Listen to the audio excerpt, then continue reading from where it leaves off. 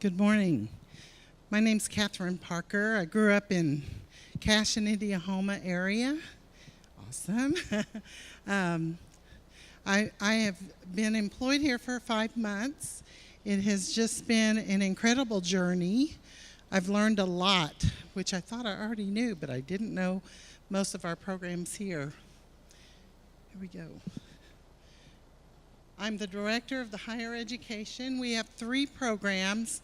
We have the higher education, which is the scholarship program, and the job placement and training program. And I'll go through those a little bit at a time. And then we also have the adult education program. I'm not sure which button to pick. Can you show me? Okay. This is our higher education program. These are all college-bound students. We help them and assist them with a scholarship. It is a scholarship. It is intended to be a scholarship. It's not just money that they can just get. They have to apply through the scholarship process.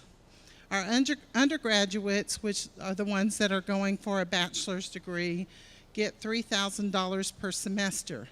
And I know that sounds like a lot of money, but when you look at some of these colleges and their unmet needs, sometimes their unmet need is $19,000, $26,000. And when we're looking at $3,000 a semester, it is really not enough for these kids to go to school on. A lot of times, all it pays is for tuition, fees, and maybe even books. And so a lot of our kids are struggling financially in school. Our graduates get $4,000 per semester. A lot of our graduates are older adults, and they're also planning for their own families. So it's a little bit higher. Plus, graduate tuition is a lot higher too. So in the fall, this past fall, last semester, 127 students were funded through BIA. BIA has been around a long time. I had a BIA grant whenever I was young.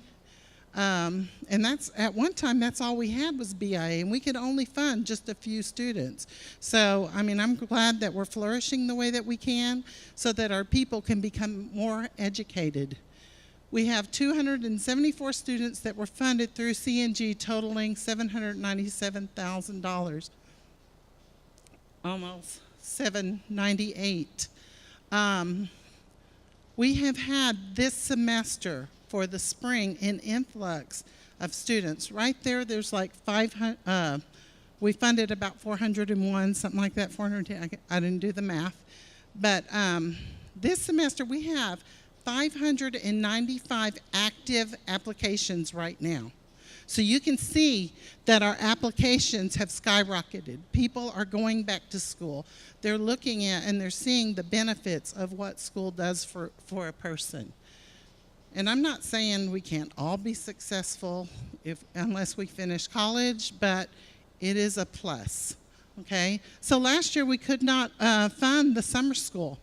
And it's unfortunate because it ends up, in the long run, it ends up costing us money because some of these seniors and graduate students, because we fund them first, they end up having to take a whole semester for the fall when they could only have gone to one class in the summer and graduated. And then they're graduating, they've just graduated like in December, and now they're looking for a job. And they have to take a full ride because they can't afford to just take one class because your tuition is diminished by a whole lot, and they need that extra funding. So summer school, I was fortunate. I was able to take summer school. The other program we have is the job placement and training program. And probably some of you all don't know that we do all these things. We have vocational and technical education, and these are for long-term students that are going like 2 years to VOTEC. There might be a cosmetologist, or maybe somebody taking drafting AutoCAD, something like that, nursing, those types of field. And then we have the Associate of Applied Science. Now these are geared towards students that are pursuing an AAS program so that they can get immediate employment, like maybe an X-ray technician, even an LPN, those types of programs. So they're a little different than the higher ed because they get certification right after 2 years and they can jump right into an employment. And then we have the Direct Employment and Relocation Assistance Program. Direct employment provides financial assistance to tribal members who obtain permanent employment. A lot of times, what happens is people come in and they work on WIA and then they get a job with another department or maybe a state job, something like that. And what happens is they don't have enough money until they get their next paycheck. And so that's where we assist on direct employment, helping them to get to that first paycheck so that they can have gas and they can eat and they can pay tolls or whatever it is that they need to survive for maybe 2 weeks to 1 month, okay? So we help them with that. And then we have our relocation assistance, and this is for tribal members relocating to another city or state who have gained permanent employment. And you have to be at least 100 miles to get this assistance right here. Be moving 100 miles to get this assistance right there. And then we have our adult education program. These are short-term programs like maybe somebody wants to get their certification to drive a truck, or maybe somebody wants to get their certification in CPR or a food handler's permit or something that's really short. Or maybe they need their supplies to help them get through welding school or something like that. So these are like less than 9 month programs. We help with exam fees. You know, if you're thinking about getting your teacher certification or any kind of certification that costs money, well, we help assist with that cost because it can be really expensive. You're just graduating from college and you're paying a $300 and a $150 approximately. You know, you don't have a job. How can you afford that, but you want to get your certification? Well, we help pay those exam fees for you. Okay. We also have the Elder Basic Computer classes, which right now we have Microsoft Word, PowerPoint, Publisher, Excel, and we do some other courses other than just that. But we just had a class this week with our elders, and they are so excited. We had all new students. And they are so excited about learning. They're just really, they're so glad that they get to come and that we offer this. Some of our elders that come in don't even know about how to use the mouse, you know, and they know in order to communicate with their children in other states, they're going to have to learn that on Facebook, different things like that. So we go over different social medias as well as just the skills because they're interested in that as well. We have career development courses, writing and sending resumes. We have had a lot of students that have come in and asked for our help on resumes. How to interview, online job search. Sometimes our students don't know, they know it's out there, but how do we get there? We have Dress for Success, where we teach them the appropriate wear, you know, to an interview or to work. How do I go to college? And then Parents' Guide to Finding Scholarships. One of the things that we've been talking to several of the programs here and also the JOM programs is college readiness for our freshman school and high school dropout rates, which we'll get to in a minute. These are some of the additional courses requested by our students. Okay, here. And then this is our budget. And I can't even see it, but this is what we're asking for. What we have done is before this year, we have placed all of our budgets in one little area, okay? And what has happened is people look at higher ed and they think, oh, that's all for scholarships. But it's not. It's for all of these programs that I've talked about. And so what ends up happening is that we each take a piece of that off of the money that we have. And when we get almost 600 students, we don't have the money to fund them to go to college because we have these other programs, which are needed because this is based upon the last 3 months of spending. That's how we based our budget.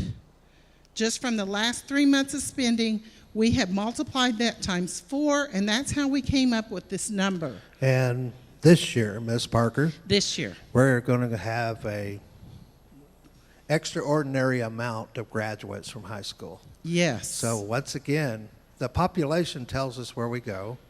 And by us doing these, we're doing precursor meetings rather than just visit and that's it. We got to know the exact numbers, or we will fail somebody that really does want to go to school and we can't meet that need.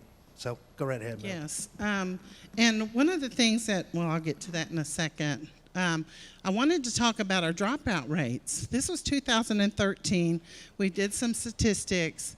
Our dropout rate in 2013 was 40%. Let's see, it says we had a total of 161 people that dropped out and didn't return.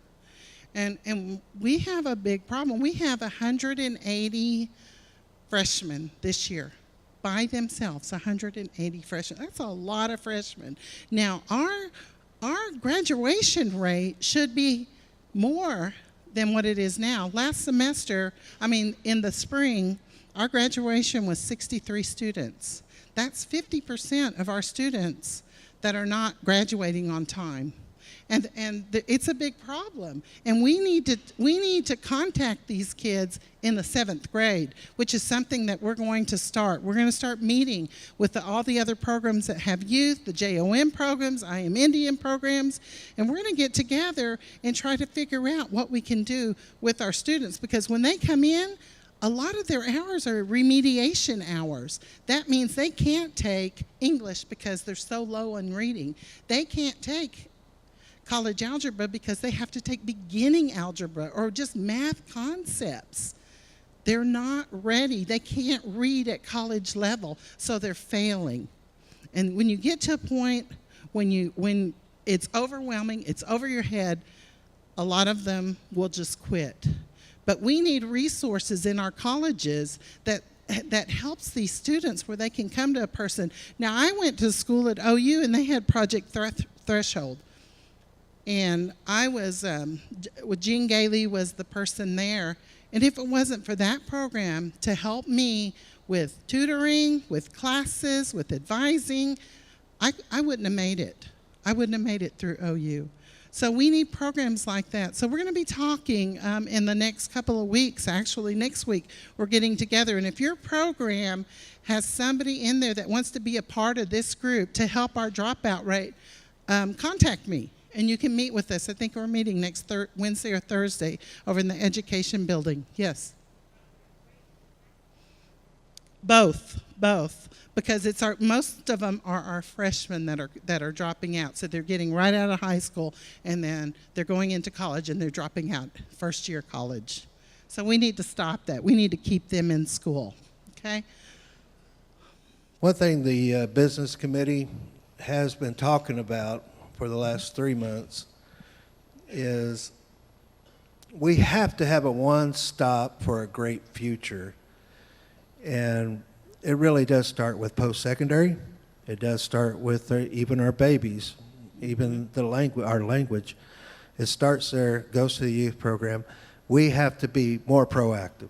Yes. And the only way to be proactive is for what you're talking about. And we have discussed this, Ms. Parker.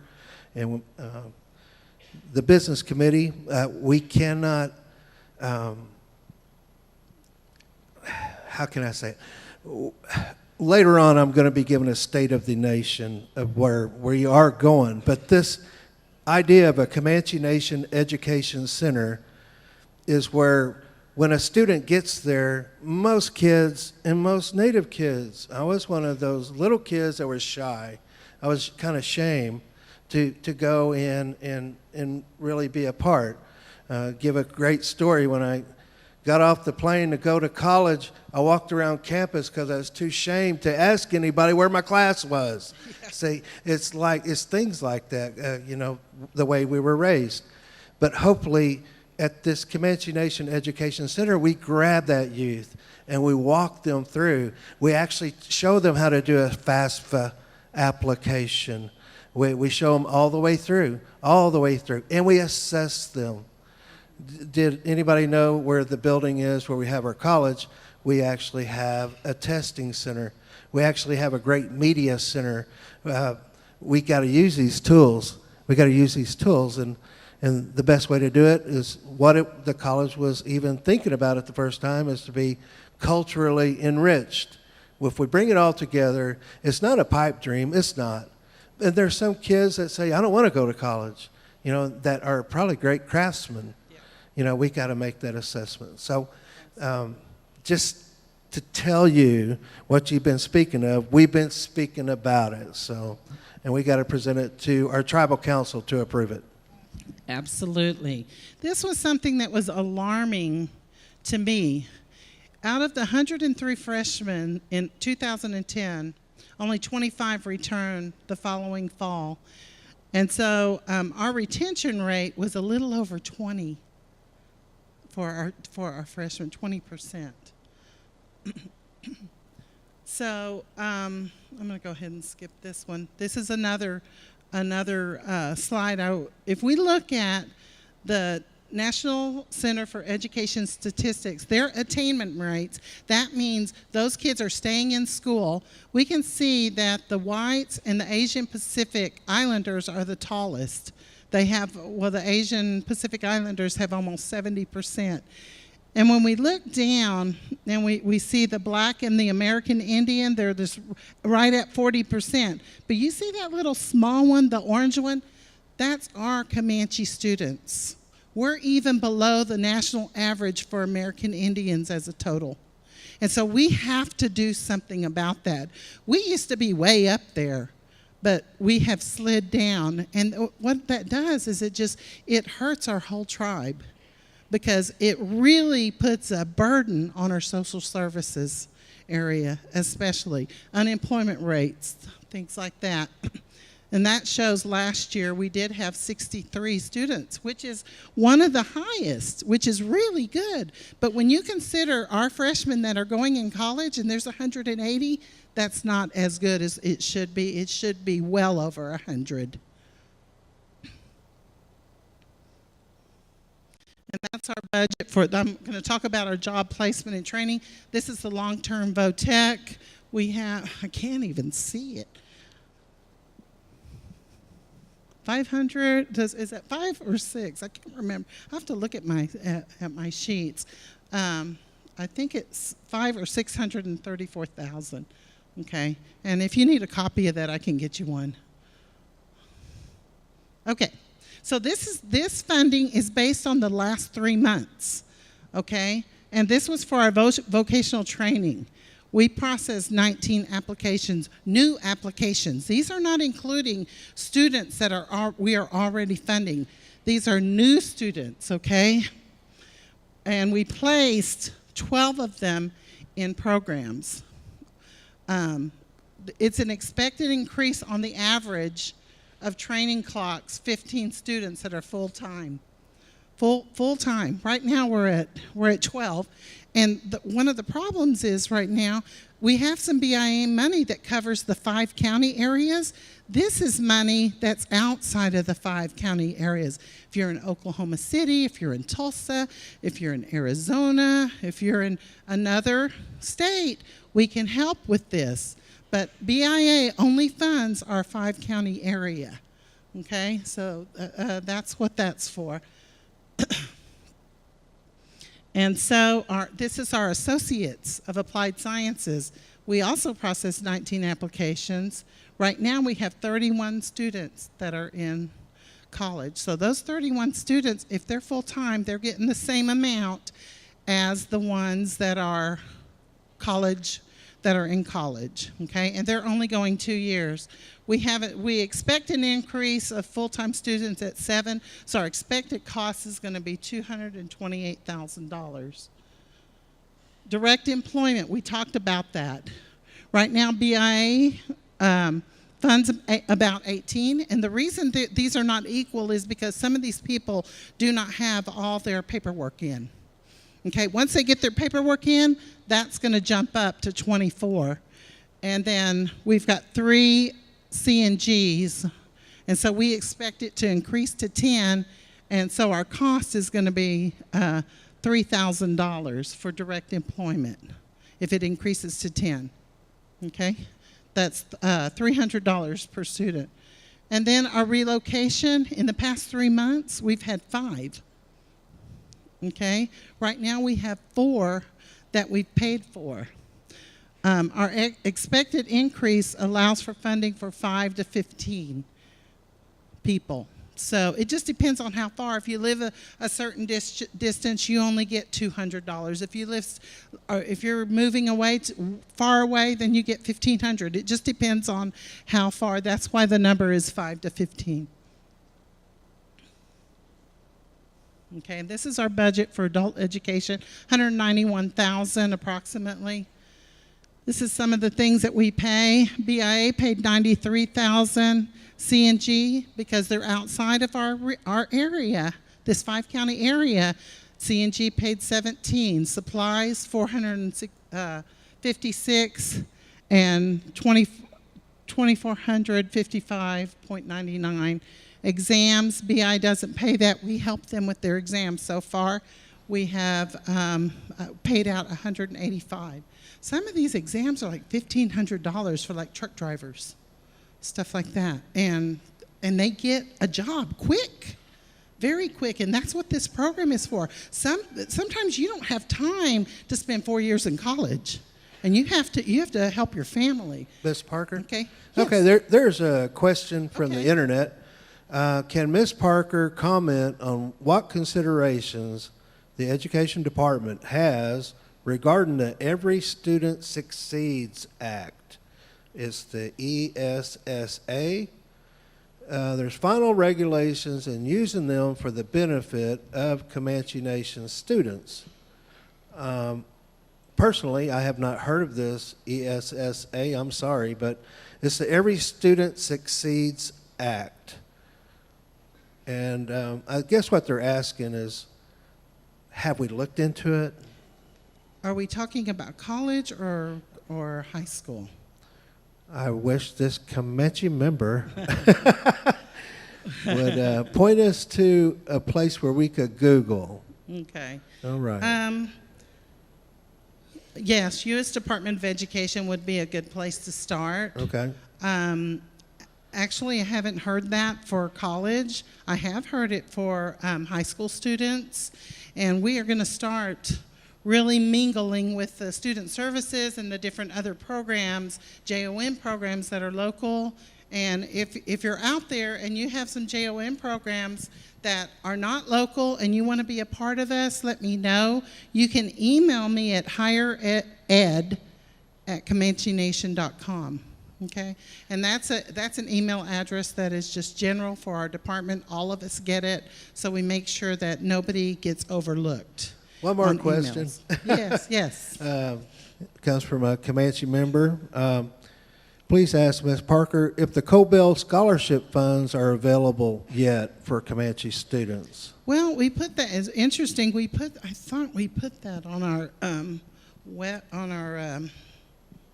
Cobell scholarships, and that's some of the new things that we're going to have to really look at in the next few months. Is what are we doing to help our students get more funding? You know, a lot of our students, there's a little line on our application process that says, what other scholarships have you applied for? I would venture to say 90% of them are completely blank. And so we need to make that a requirement that is filled out, and they are looking for other scholarships besides just the Comanche Nation, because they are out there. And one of the stats that I saw is if a student will apply at least 4 times a week to a different scholarship. You can go to scholarship.com. Association of American Indian Physicians has a lot of scholarships on their website. And then we have some listed here on our brochure. Here on we got the FAFSA, they'll send you to scholarships, COBEL, American Indian Services, scholarships.com, just to name a few, and then they'll move you around to other areas. So we do need to do a better job of that right now. I'm learning, I'm assessing what's been done, what we need to do in the future, and that is one of the things we need to do. Another thing we need to do in the future is to have a newsletter. We need to highlight our students and see the ones that are graduating, look at and see the accomplishments that they've done, because when we put that in a newsletter, our high school students, we can hand those out and they can read about people who are just like them, and then they can possibly even contact them. We need mentors. We need somebody in our colleges that are going to look after our students, where they can walk up and knock on the door and say, I need help. How can you help me? Because our kids don't know. I mean, most of them don't know. They don't know that they can get transportation, or that they can get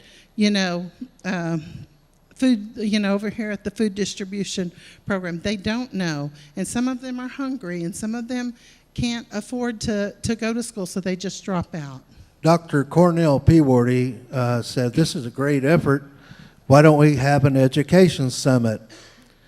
I'm all for that. Good. Sounds great. What do you think there, Mr. Odyssey? Sound like a great idea.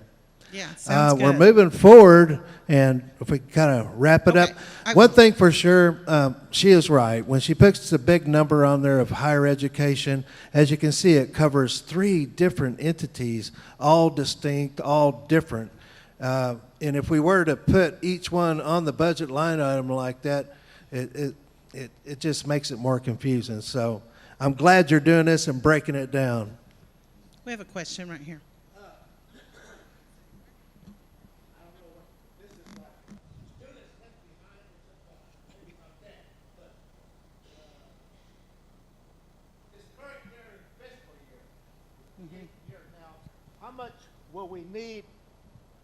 How much will we need fiscal year 18? How much will we need to cover all the students that are not funded, plus the summer students too, who were left out last year? And it's a rough estimate, $500,000, $1 million, because it's important on the budget. Yes, you're absolutely right. Just a rough Very figure. Very good question. For this semester, we would need about $1 million for this semester. For the summer, $500,000, and $1.5 million in the fall. So we're $2.5 million short. Yes. Woo. God, that's scary. It is. And it's exciting at the same time, because our students are wanting to become more educated. And that's what we need for our tribal members. They need to be at a place where they can find a job, where they don't rely on the tribe, where they can become independent students and provide for their families. So just my closing statements are, each of our Comanche students, they have passions of their own. Some may want to be doctors, teachers, preachers, hair designers, sports professionals, musicians, engineers, and artists, even artists. Okay? They are filled with culturally and spiritually rich hopes, aspirations that have the potential to come alive and produce outcomes that will encourage leadership and growth to their families and communities that continue for generations. The old proverb states, it takes a village to raise a child. There's so much truth to this statement. Without the help of our people from our village, many of our children will not be able to reach goals and dreams in their lives, and success becomes secondary to survival. All of our students need to be academically prepared with high expectation of the belief that they are college material and are capable of completing a degree or certification, leading them into the future of success. Our students have the potential to guide our Comanche workforce into an era that enhances sovereignty, self-determination, health, education, and economic development. By encouraging our Comanche youth to attend college or vocational education, this will benefit our Indian communities and help contribute to the tribal sovereignty and self-determination. Question? Okay, thank you so much. I think everyone should be excited about your leadership and the ideas with the newspaper and the monthly programs you're promoting. That's awesome. My son, sadly, was one of the dropouts. I'm happy to tell you he's decided to go back and get his degree starting in the spring. In 2013, I myself, after a 15-year career in mental health, decided to pursue my dream. And at that time, for vocational training, funds were only limited to $1,000. Now, I think that you should take the number that you've requested and double it and put it on there, because education is absolutely the key to our future for our people, whether it's through college, vocational training, beauty school, whatever. I wonder if the people realize how important us being off of the probationary status and now allowed to access grant funding, how important that is, and what a windfall that will provide. There's no excuse. And then I have no doubt, I mean, I roll my eyes when I say this, I wonder if the Gaming Commission's here. I have no idea that there's lots of money available, because according to the state of Oklahoma, casino revenues for our tribe from 2001 to 2013 have risen 116%. So there should be money available, and education should be the priority. And I think you should take those numbers, double them, and then put it forward, because my education, with that $1,000, I was able to gain access to the school. I am very proud to say that I'm the only certified master groomer in Texas and Oklahoma, and I'm also Comanche tribal member. No one else can say that. But it would have been nice to have more funding, more funding for the tool kit that I was required to get, or the kids going into beauty school. More, they're going to need their kits and their supplies, just like the college graduates, like my son going back to school is going to need his books and labs paid for. Back in '94, when I went to get my degree, I just had a little access to BIA funding, and I maybe got a lab or a book paid for. So it's exciting to see the abundance that we have now.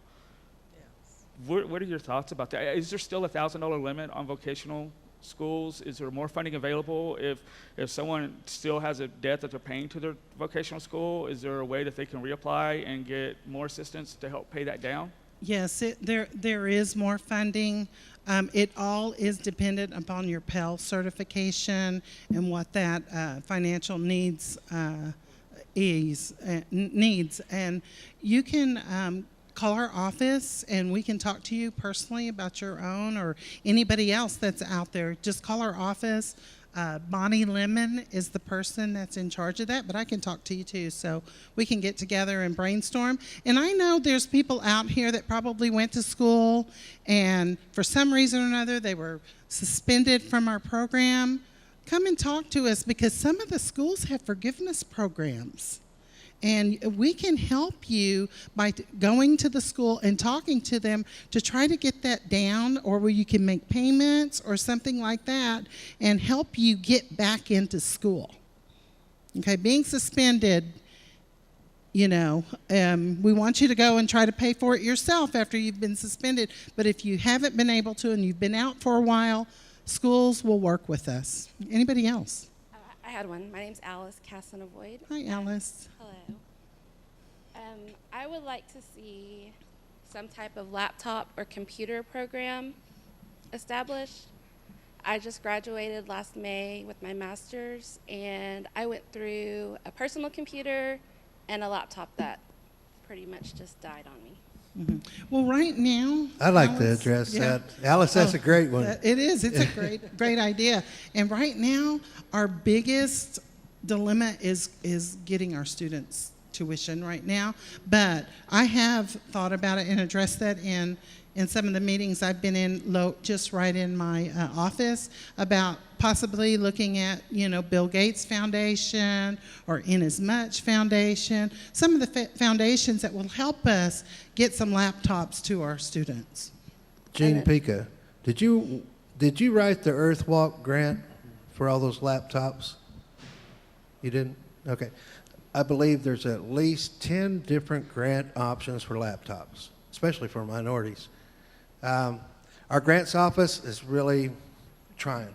And what I'm getting on the internet here is could you please work in conjunction with the grant office to obtain more grants? And that's the word now. Being off high risk, it's wide open. Grant writers that are out there, come and help your nation. It's against the law to say you're going to get paid this amount for a grant. But if you come and bring the grant, it's accepted and submitted, by golly, you will be compensated. So, with that said. Another thing that I had was when you were talking about retention, when I was at OU, I was a retention intern. So I thought about applying it to our Comanche students, where you have an upperclassman who will be assigned a freshman or underclassman student, and you have them contact them, make a contact at least once a week, meet face-to-face once a month, just to see if they need any help or assistance, and maybe pay them a stipend. Yeah, we actually have that included in our next budget for Cameron. We have to start kind of slow right now, but we're going to start it with Cameron because that is our highest dropout area, is Cameron, and our highest number of students. We have 28% of our students go to Cameron. And then, is that all? Or I you had have one another? more. Okay. Okay. Good questions. So for our graduating students, what I would like to see, whenever I was graduating, a lot of the other tribes, they had they had stoles with their tribal emblems on it. That's one thing that I would like to see for our graduating students. So that way they can show that they're Comanche and that they're graduating. That's a very good idea. We'll have to look into that. And then, Rita, Carolyn. I just have a quick comment. My daughter's a senior, so she's applying for scholarships and stuff, and I know that the policy of the higher education in the past has been that those students that are coming to you guys for help, that you deal with them directly as an adults, and that the parents don't come and assist. So I'm trying to do that as much as I can with her, but you really do. I'm glad to hear that you really do need to start reaching out in the 7th grade, because right now just trying to get your child to apply for scholarships is not an easy thing. And she has her little, her per cap sitting there in her savings account, and I keep threatening her, if you don't apply for these, that money is going straight to your first year of college, because we're going to be like $15,000 to $20,000 short. And so it really is important to stress all those scholarships that are out there, because I'm going to have to quit eating or something next year if she doesn't get any scholarships. So thank you. I really would appreciate if you guys would do something about these high school and junior high students to stress the importance and show them how to apply for scholarships. Yes, that is our intent. Another thing, the FERPA law states that we cannot discuss information with the parent, grandparent. We're even just supposed to say, I'm sorry, we can't, according to FERPA law, we cannot discuss this information with you. Technically, Yes, that's what I was getting to. The student can waive that by signing a FERPA form from the college and bring it to our office or email it to us, whatever. The student can waive that. And we have Miss Rita back there. Can we get the microphone to her? She's right there. The people online can't hear you though. So would you please use it? I'm sorry. I just wanted to thank you all in higher education. I have 2 granddaughters in New York, the twins that I go and helped raise, but their mother has struggled all these years with them in high school, through grade school and high school, and this year they got help from you, from the tribe, for their college. They're in college. One's taken up her first whatever it is about law. She wants to be a lawyer. But the other one is in the theatrical business, and I don't want to go in that one. But anyway, I just want to thank you for helping them with their tuition this year. It really did help them out there, and I'm grateful.